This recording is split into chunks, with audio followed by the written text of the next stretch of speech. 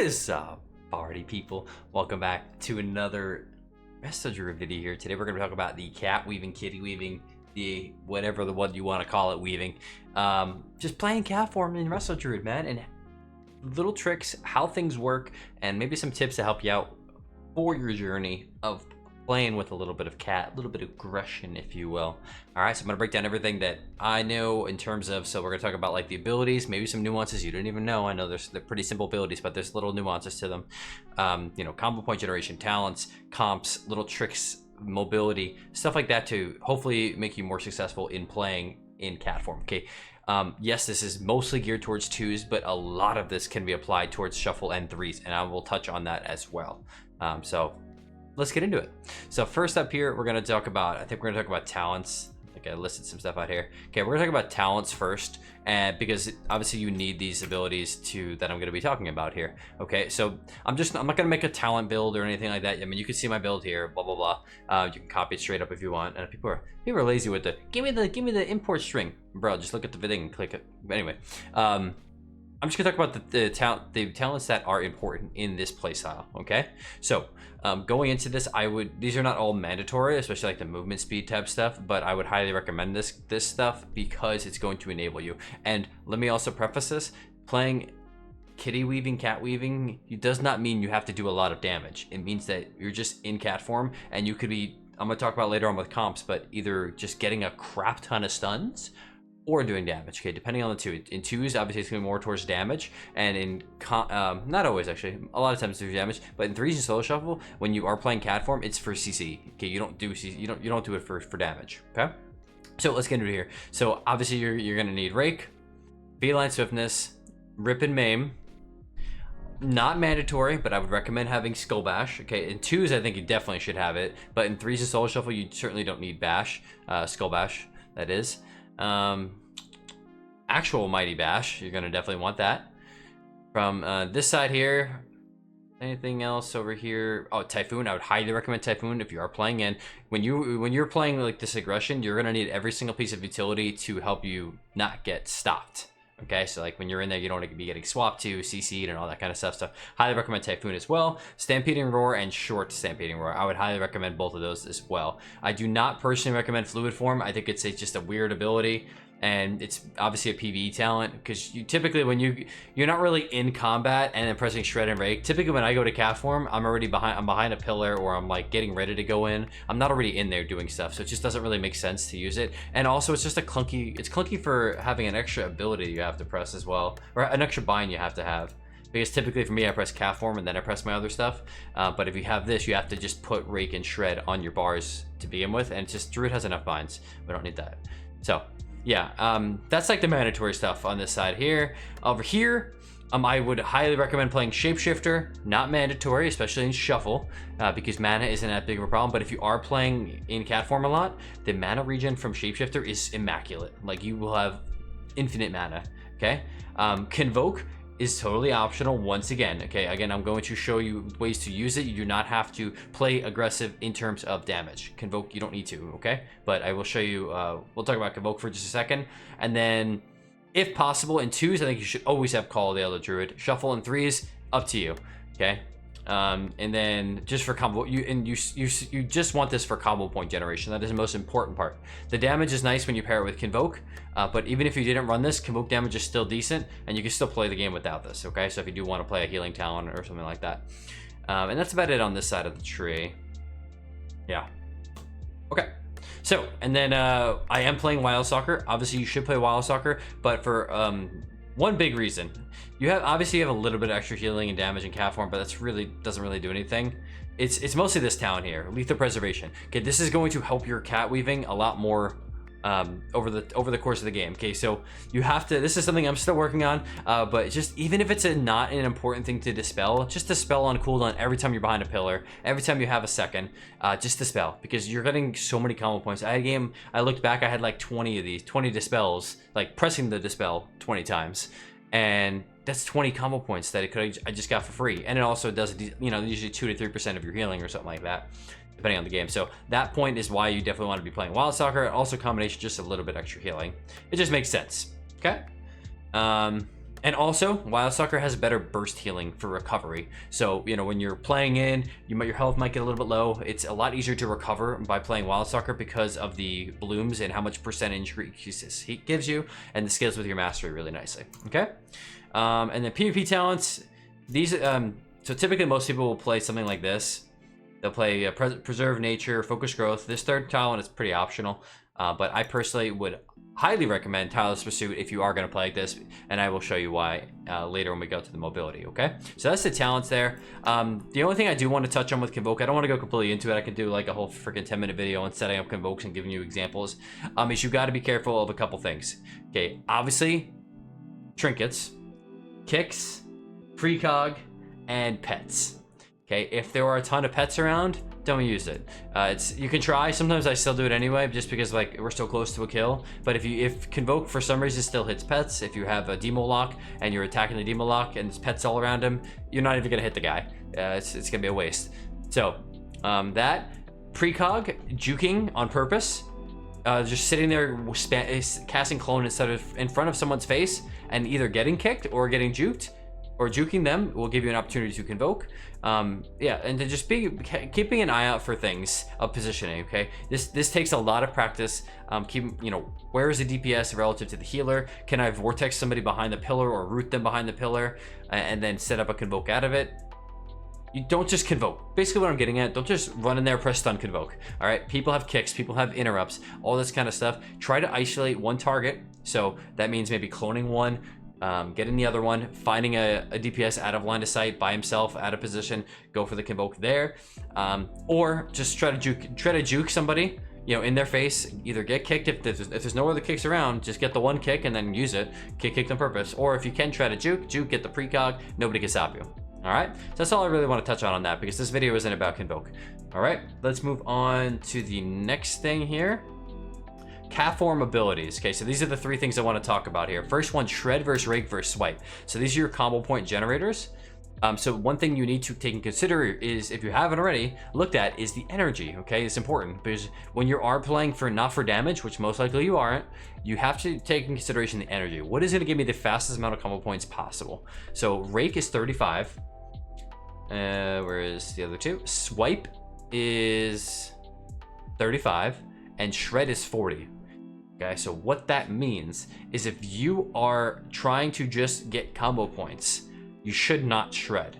All right, sometimes shred's decent damage sometimes, so you know, kind of feel out the situation. Is it worth spending a little bit more energy? But if you're just trying to get the fastest combo points possible, swipe will be fast. Swipe, I typically rake once and then start swiping. Rake out, I mean, why not get a little bit of damage in there? You going?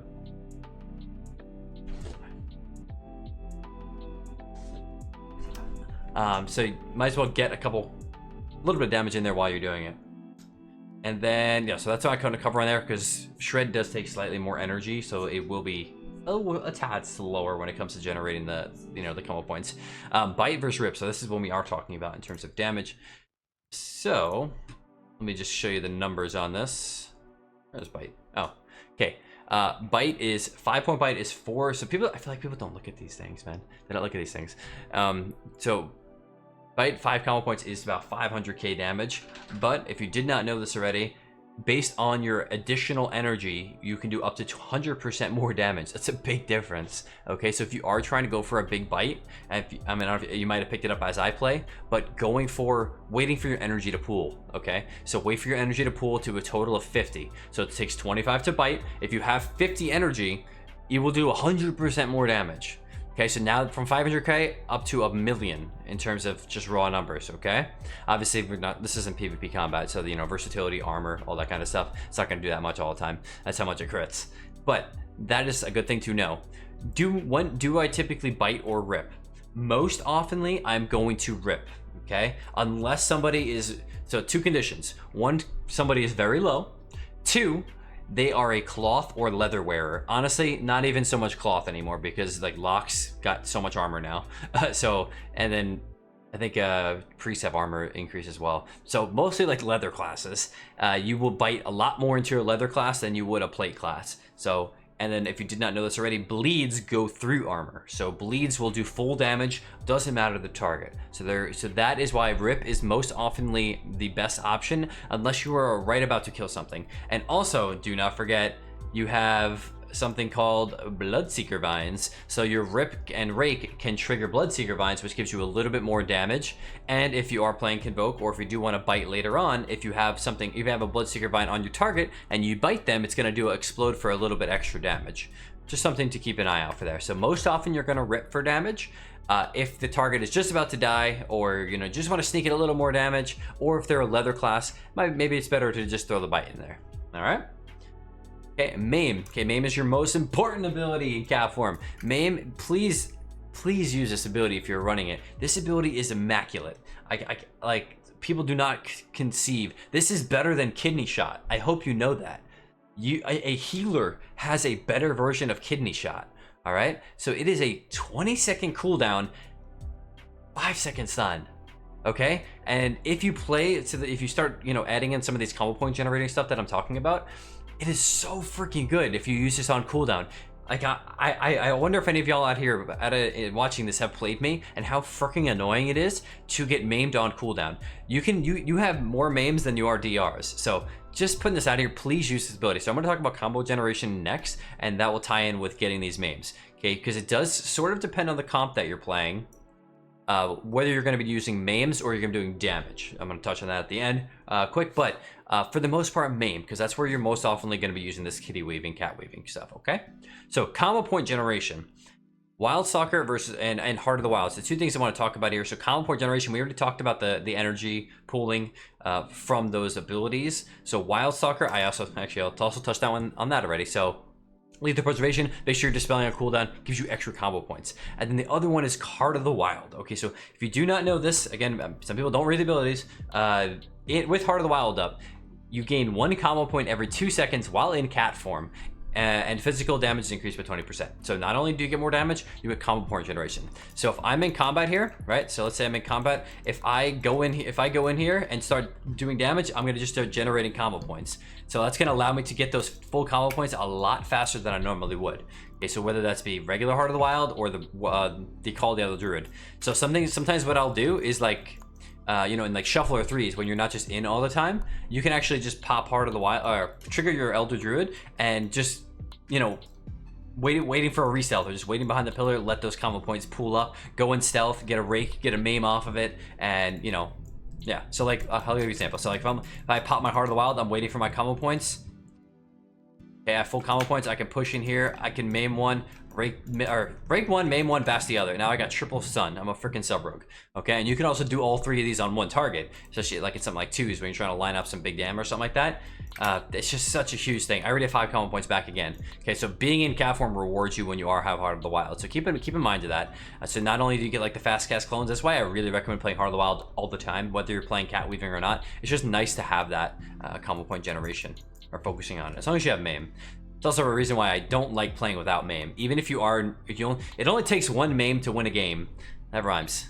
In like shuffle, for example, like it takes 1 maim. You don't have to be in there maiming all the time. If you're getting, like, you might just pool 5 combo points from dispelling, right? And then it just takes that one opportunity. The healer has no trinket. You get in there and you maim them, and then you clone them off and you win the game. It just takes 1. So take into consideration when you are talking about shuffle, okay? You don't have to play in all the time. Just take that 1 maim.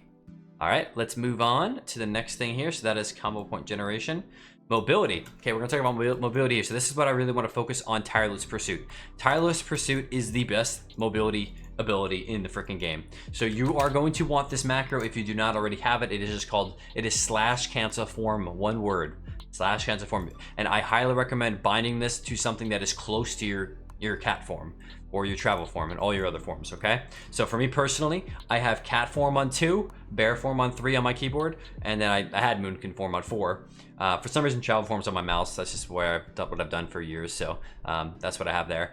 And then cancel form is 1, so 2 and 1. So I can cat form, cancel form, cat form, cancel form. The reason you want to do this, I get people arguing with me all this time, it doesn't do anything. Yes, it does, okay? So yes, you are global locked on the second cat form, but you were able to shift out faster than you would normally, okay? So if I'm in travel form and then I cancel immediately, I get that speed boost while being able to heal, and if somebody spams slowing me. Yes, you could just press, you know, travel form and then travel form again, and you still get the speed boost there, but you're able to shift out faster, which makes you shift more slows quicker to get away. All right, so let me give you a quick example. So if you're on this pillar here, there's a guy spam chaining icy, or what are some abilities that constantly slow you?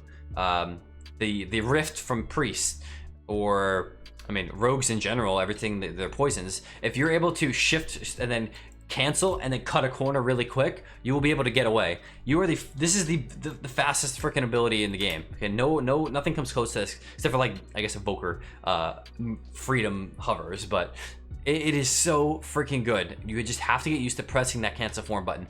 If you are playing this, like I am just so fast. I just want to emphasize, like, you're able to just run all the time. I have this buff up. If you ever watch some Q2s, I'm gonna show a game at the end of this. If you ever Q2s or watch me play, I am almost the uptime. Wait, can I actually see the uptime of this? It's just out of curiosity. Can I see the uptime of Tyler's Pursuit on here? 37% of the game. Look at that. So 37% of the game, I have this buff. And that's probably not even like example of me. That was like a longer game. What do we got here? 39%. Like almost half the game I have this buff up because I am just constantly shifting in, shifting out, shifting in, shifting out, and just having that buff up time. Reminder, you do get 40% movement speed after travel form, after cat form. Oh, actually no, I lied. You get both. I didn't know you get both. So you get the same thing. You used to get like a little boost if you just would go travel form, cancel form, but I think they fixed that. They patched that bug. Okay, so Tyler's Pursuit is number one, and you obviously if you combine that with Feline Fitness, you're going to move in fast. The second thing that is really important is going to be Wild Charge. All right, do not waste your Wild Charges. If you do not need to leap in, do not leap in, because you're going to need it to get out. And the best way to utilize Wild Charge is to Wild Charge your allies or totems or pets or whatever. Okay, so for that reason you're going to want a macro called, I call it fly here, so /cancel form /cast Wild Charge on the second line. Okay, and have that on an easy bind. So I have, for me personally, I have, you know, whatever this bind is, and then I have alt of this button to be able to Wild Charge to my allies. Okay, so if I have this thing, can I leap to these guys? This guy Alliance, of course everybody's horde here. All right, so I can leap to him like that. That is the fastest way. If you do a Wild Charge, it's kind of a slow gradual leap. This is like a beeline life grip. Okay, and there are so many things you can catch with. If you're ever in trouble, you know, you can grip to anything. You can grip to totems, pets, your own treants. Okay, so little things like that. Like at times, you know, I do this in Battleground Blitz all the time. It would be like put your tree up top somewhere and then jump down.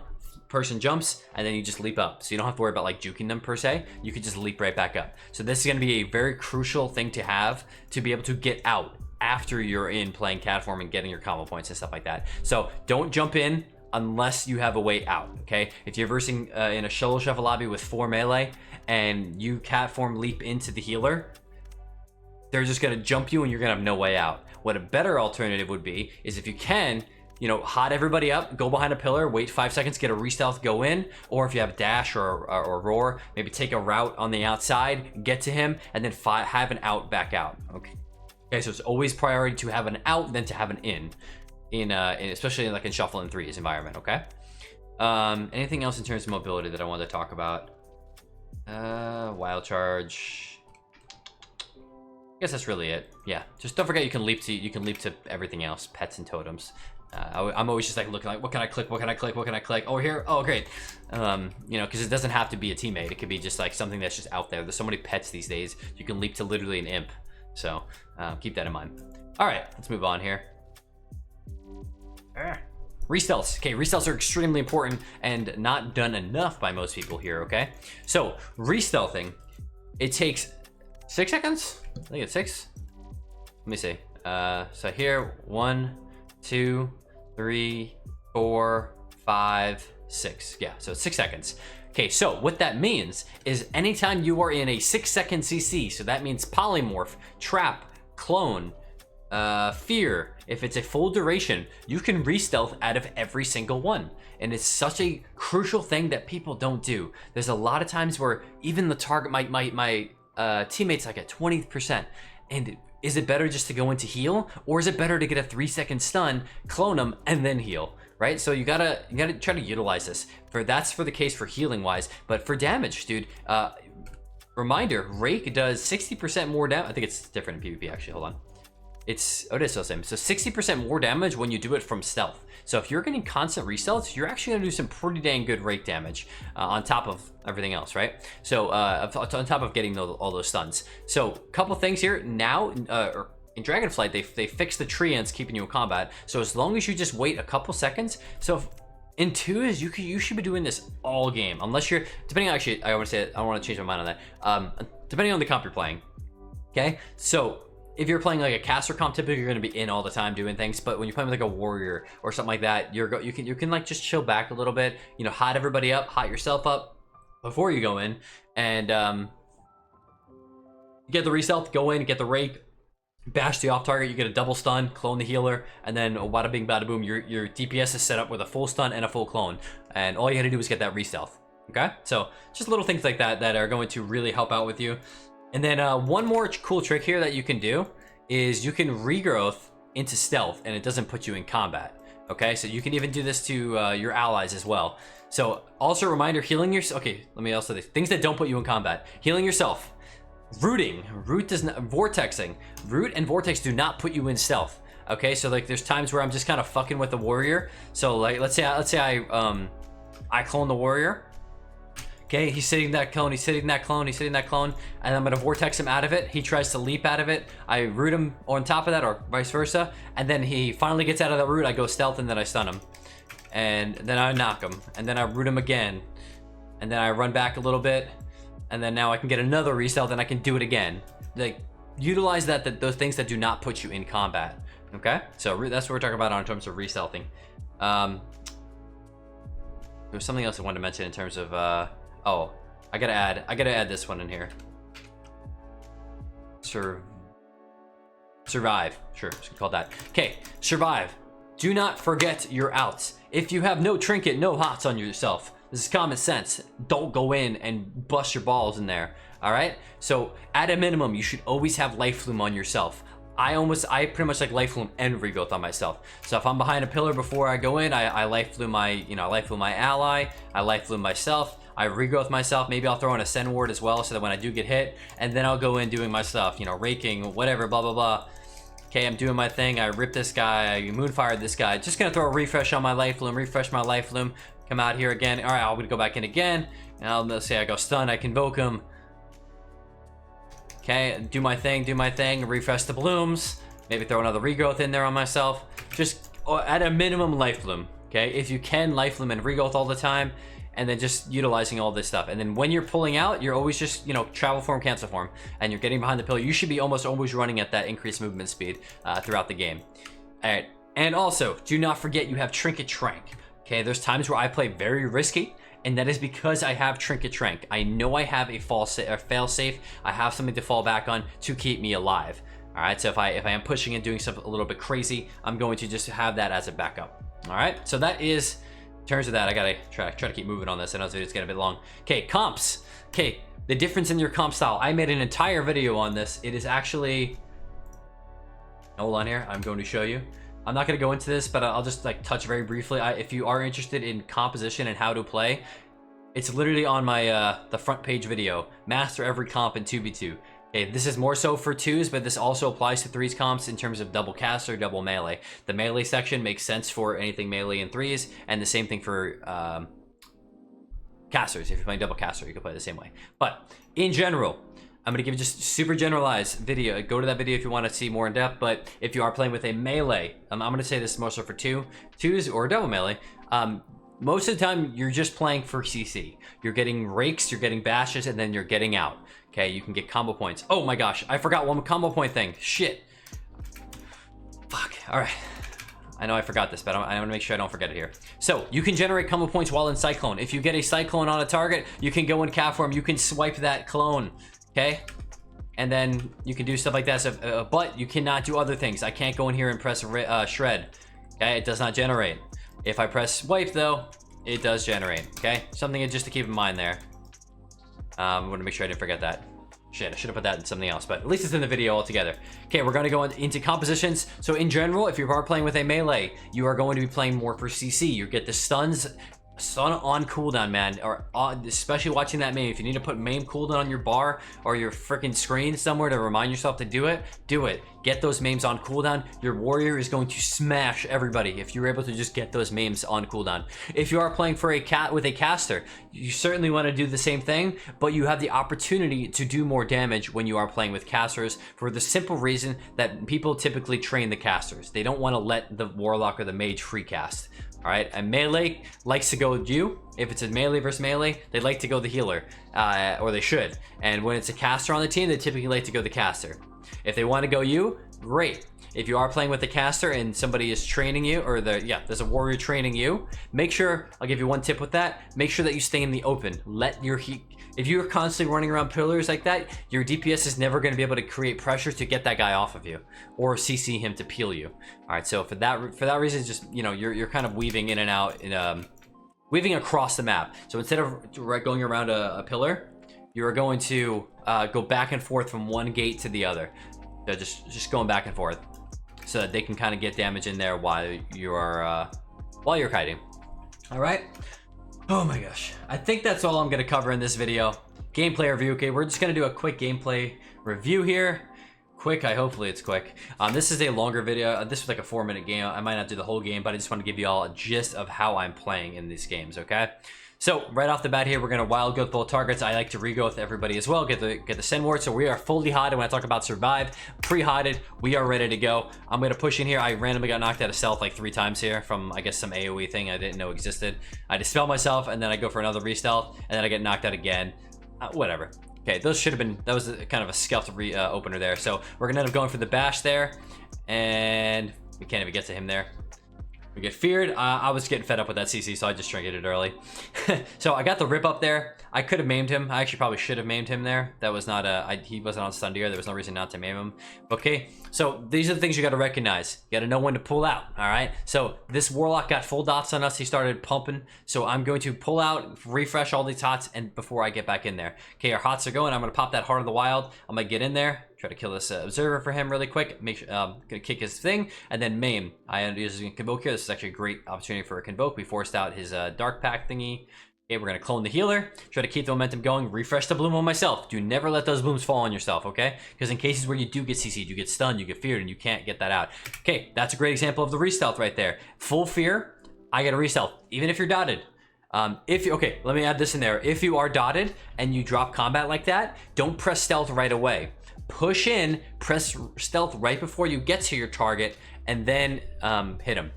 Cool little tip: when you wild charge does not put you in combat. It's not until the auto attack when you get in there that it puts you in combat. So what you can do is you drop combat like that, you go in cat form, you press leap, press stealth while you're midair, and then rake them, just so you don't break from the dots. Okay. All right. Get a rake stun on him. We're falling a little behind here, so we're gonna go for some hots. We're gonna swift bend. I throw a little NS in there. A little bit kind of silly me being too close, but it was DR'd, so it doesn't really matter too much. Okay, now we're generating those combo points again. So I'm raking him. I go for a re-stealth stun there, so I can kick him. Okay, at that point I throw a rip in there. That would have been probably a good opportunity to bite, just because he was so low. Actually, a bite might have killed him. Now I'm looking at his back. So I didn't follow my own guide. If the target is low, use bite. All right, so I don't know. I was playing with a Pharaoh before this, and I just was always ripping, and maybe I was just in that mindset. Okay, I should have Typhoon that. So that would be a great opportunity to Typhoon. So Typhoon is also an interrupt. I didn't really touch enough on Typhoon. If you are playing in, you know, sometimes you might be just in an area that you're gonna get feared on or whatever. So use that Typhoon to help you get out or stop the CC. So refresh all of our hots. So even though I'm playing cat form, pretty much very high uptime as you're seeing, I'm always having hots on myself, or at least life on both of us. Okay, get rake, swipe for some combo points. Now I can maim this guy out. Wait, rake him again. Okay, we start dying. We're going to peel out of this. Throw our refresh our life bloom, swift mend. refresh his life flume. Gonna throw a rejuve up there, hide behind the pillar, dispel myself, try to look for a re-stealth here. So I'm trying to wait for combat. Actually, I ended up just hiding him instead because I saw his soul rot. That was probably an opportunity where I could have just waited an extra 2 seconds to get a re-stealth and stun the lock. But there, you know, when you watch your own game back, you're gonna realize how many opportunities you had if you just waited like an extra 2 seconds that you can get a stun. You know, no other class has infinite stuns. Okay, so right there, I dropped combat. So that was exactly what I was talking about there. Let me refresh that. What did I do there? Okay, so I hotted him up, refresh my own stuff, and then I go cat form. I should dispel myself, go re-stealth now. So now I, just from all the stuff that I was doing, I have 5 combo points already. So I rake him, maim this guy, and I throw in a Convoke on here. I'm gonna clone him low, most likely out of this, just because he has wall up. I actually clone the coil, which is actually awesome. Getting out, okay, getting those hots back up, trigger my Heart of the Wild here. And I ended up drinking that one. Stupid. Again, this is something that I still suck at, is when you are playing in like this, please be aware of pre-spheres. You know, you can totally lose games by playing in and getting feared for free. I do that shit all the time. It's great. Okay, refreshing the hots once again. All right, throwing the Regos up. Maybe if I can squeeze in. So he's fully hotted here. We're gonna push in. He last was him, so I didn't worry about going for a stun. I'm gonna bash this guy off, try to position for that. I was trying to juke that too, and he just got me really quick. Yeah, I threw a rip up there. So if things are on, another thing, if everybody's on DR, I typically don't, you know, I'm not gonna hold the maim. I'll just use that and just keep trying to generate more combo points. Okay, life flume fell off myself. What should I do? I'm going to life flume myself. Okay, that's the most important thing. Always keep that life flume up. All right, we're gonna pop some trees, get some regrowths, dispel myself, dispel on cooldown when you can, just to generate more combo points. I get coiled. Hopefully he doesn't fear me here. We're gonna refresh his hots, refresh my hots. Swiftman, gonna dispel. So in cases like this, I press dispel, it's a 3-second silence. Do I continue to heal out of it, or do I wait 3 seconds? I think I could throw a heal on myself here, and then I get a re-stealth. Ah, frick, I didn't use it, man. But I could have I actually did just get a re-stealth there. I could have popped in, got a stun, and then came back out and went for more healing. We overlapped there, unfortunately. We maimed him, Hex at the same time. Okay, dispel myself here, hopefully. I'm gonna clone him off that, clone him low, because he PS'd him. Push in here. Okay, he does have fear again, but my guy does have tremor. He ends up trinket tremoring this. Kind of, again, a little bit silly of a thing there. So I bit him there when he was low, okay? So learning from my mistakes here, we're gonna end a maim stun, or that was a Shadow Ball stun. That was a kind of a crummy Shadow Ball stun. But refresh the hots, went in for a kick there. Bash it, or maim this guy. Oh, if you have maim and bash up at both at the same time, use that maim, okay? Use those combo points. Actually, no, all the way around. You should probably use the bash, because the combo points are harder to get. Okay, we clone him low. And I think we end up just finishing him off here, right? There we go. All right, so there you go. There's an example of gameplay of some feral style Resto Druid. Holy smokes, I didn't think I was going to do the whole game. But these are good players. This is a friend of mine. He's a very good warlock. So this wasn't just like a cheeky game. It's like he's like 22k something, 2100. So that is all we're going to talk about today. Oh my god, I'm almost dying. This video was way too long, but hopefully I encompassed everything that you need to know when you're cat weaving. Thank you guys so much for the video. Please drop a like if you did stick around this far, and sub to the channel, man. I appreciate y'all. Have a wonderful day. Peace out.